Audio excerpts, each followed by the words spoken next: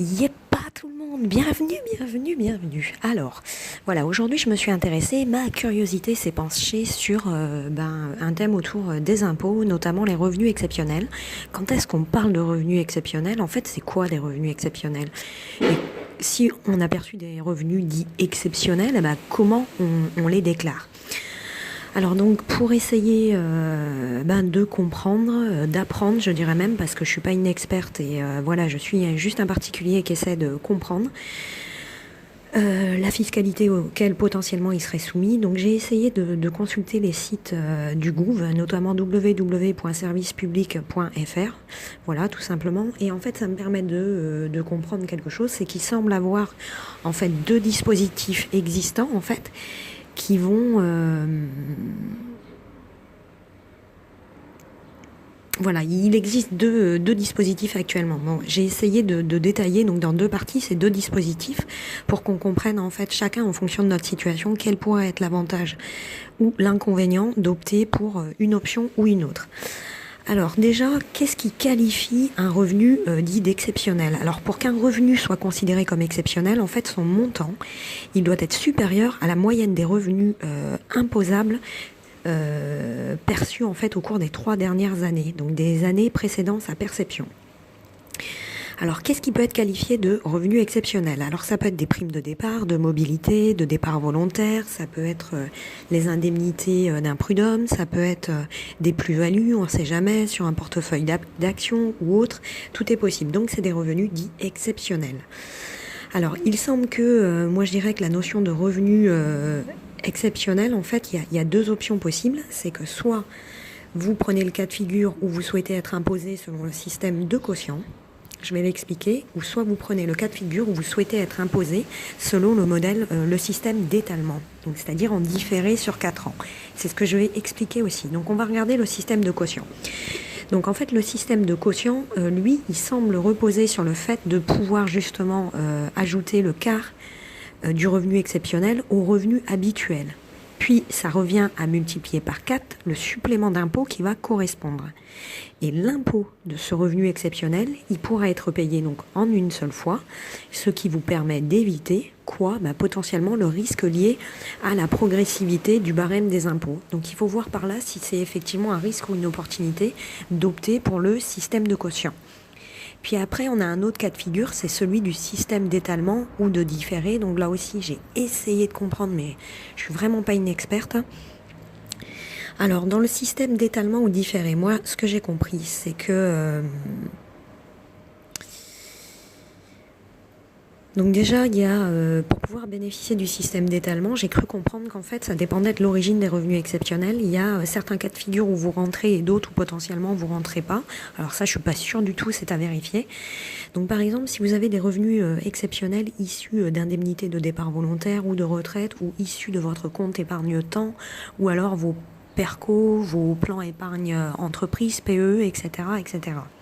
Donc dans l'option de ce système d'étalement, en fait, lui, il donnerait l'opportunité, enfin, il permettrait d'étaler l'imposition sur 4 ans. Donc dans ce cas de figure, la fraction imposable en fait des revenus, elle est de 1/4 pour l'année de perception, puis 1/4 les 3 années qui vont suivre. Il est à noter que cette option, en fait, elle est irréversible ou encore irrévocable. Donc tout à l'heure, en conclusion, je ferai un petit résumé sur les simulations, en fait, pour comprendre quel système je dois choisir.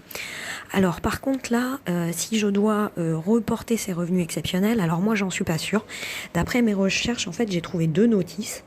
Alors ça montre bien que je maîtrise pas, mais voilà, moi j'ai trouvé la notice en fait 2041-GH, où d'autres parlent de la 2042 en page 3. Voilà, avec les lignes qui devraient nous intéresser, en fonction de l'option que vous prenez, la 1AJ et la 1DJ, puis la ligne 1AP et 1DP. Alors voilà, donc tout ça en fonction de si vous souhaitez bénéficier de l'imposition par système de caution ou système d'étalement, il faut voir quelle notice vous devez utiliser ou voir même si c'est potentiellement les mêmes notices. Je ne suis pas une pro, une experte et j'essaie de comprendre au même titre que vous. Par contre, en conclusion, maintenant, je dirais que les revenus exceptionnels, il est important d'essayer de comprendre, même si on est un particulier. Pourquoi?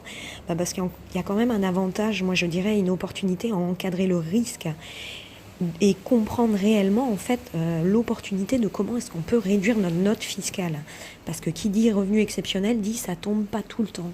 Donc si vous avez eu la chance de percevoir des revenus exceptionnels, ce serait bien que vous puissiez en garder un peu le bénéfice pour améliorer vos conditions de vie plus tard. Donc c'est important de réaliser à mon sens, des simulations d'imposition. Donc c'est pour ça que je pense que parfois, on n'est pas des experts et peut-être qu'effectivement le centre des impôts peut vous aider éventuellement à faire des simulations. Donc si on fait une simulation, comment faut comprendre la simulation? Si on prend l'exemple du système du quotient.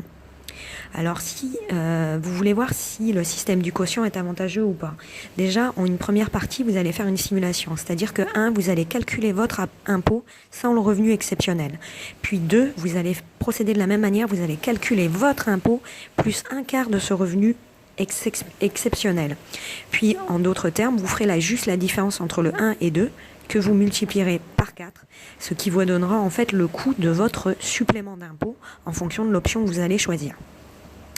Maintenant, en fait, si vous prenez le système d'étalement, en fait, l'impôt sur le revenu, pour ce revenu exceptionnel, il sera étalé sur 4 ans. Voilà. Donc, en d'autres termes, pour l'année N, ça va consister à déclarer un quart du montant de ce revenu. Donc là, a priori, on devrait utiliser les lignes 1AJ et 1DJ. Puis pour les années N plus 1, N plus 2, N plus 3, vous déclarez les autres quarts restants du montant dans les lignes, cette fois-ci 1AP et 1 DG. Et 1 DP, autant pour moi, 1 DP. Et donc à ça, chaque année, vous ajouterez ce quart à votre impôt sur les revenus. Et ça vous donnera votre imposition globale. Donc voilà, c'est pas très simple. Moi je suis pas une experte, j'essaie de comprendre comme un particulier, mais revenu exceptionnel, ce que j'en retiens, c'est que le revenu exceptionnel, il est qualifié en fonction de quoi? Par sa nature et son montant. Et après vous avez 2 dispositifs en fait de déclaration, et il faut vraiment voir en fonction de vous, votre profil d'imposition préalable, etc., de vos revenus, quel est le dispositif qui vous convient le mieux. Donc voilà, c'est un petit exercice de simulation. Voilà. Allez, je vous dis à bientôt en espérant que ce sujet vous aura donné des axes de réflexion ou que voire même il vous aura un tout petit peu aidé. Si j'ai la prétention de pouvoir faire ça, ce serait cool. Mais je suis pas très fière de ma présentation, donc je pense pas y être arrivée. Voilà, mais en tout cas, moi personnellement, ça m'aura donné l'occasion d'apprendre un petit peu plus et de comprendre, même si je ne suis pas experte ni je ne maîtrise pas encore le sujet. Mais voilà, on y va progressivement. Petit à petit, on apprend, on comprend, on réapprend. Et on s'améliore. Je vous dis à bientôt. Yépa!